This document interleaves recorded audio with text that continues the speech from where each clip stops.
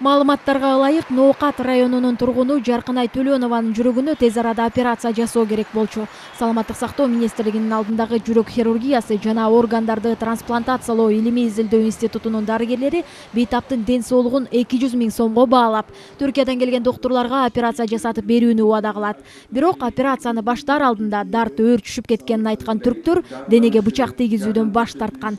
Белгилей кетсек, бейтап чет элдик дарыгерлер келгенге чейин 1 ай ооруканада жаткан. Акчасы операция кылбайт экен да о жерде. Акчаңар болсо, анан кийин жакшы караштырабыз деген. Биз ошо толук олар 200 000ге жакын акча чогулткан анан карайбыз деген да. Биз 370 100 000 уяк биягыда территорияда акчаны чогултканбыз. Чогулткандан кийин олардан үмүт болгондо жакшыраак карайт деген да. Эч кандай жыйынтык караган эмес, же акчаны аз берди деп карабай коюшканбы, башка нерсе кылганбы, анан ушундай болду да, акырында ушундай болуп калды. Врачтын кесепетинен ушундай болуп калды да. Врач эгерде контролдоп жакшы караганда ошол жердеги жакшы болуп кетет да. Жада кыйналды кызым бечара. Ал эми Түркиядан келген дарыгерлер август айынын башында оор акыбалдагы кыргызстандык бейтаптарга операцияны акысыз жасаган болчу.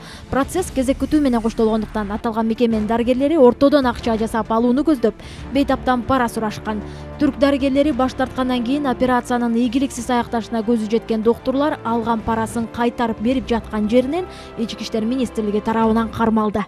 Фамилияларын азыркы убакта тергөө амалдары жүрүп жатат. Ошол тергөөнүн кызыкчылыгы үчүн фамилияларын азыр айтпай турсак болот да. Бул жерде медсестралары да бар, 3 адам.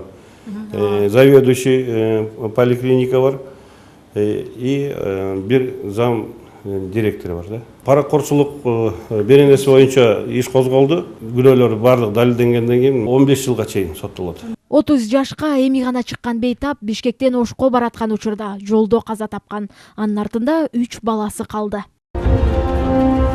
Ички иштер министрлигинин айтымында мындай алдын ала акча сураган кырдаалга башка бейтаптар да туш болушу мүмкүн.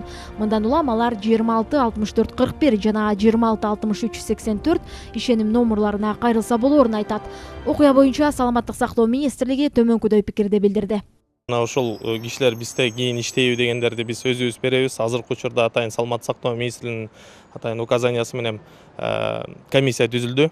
Ошол комиссия өзүнүн ишин иштеп териштирүүлөрдү жүргүзө баштады.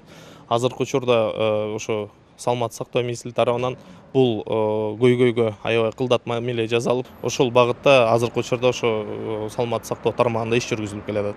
Бул иш боюнча азыр башкы прокуратура тарабынан тергөө амалдары жүрүп жатат. Альбина Сулайманова, Азамат Кыдыр Токтоев, Коомдук 1 канал.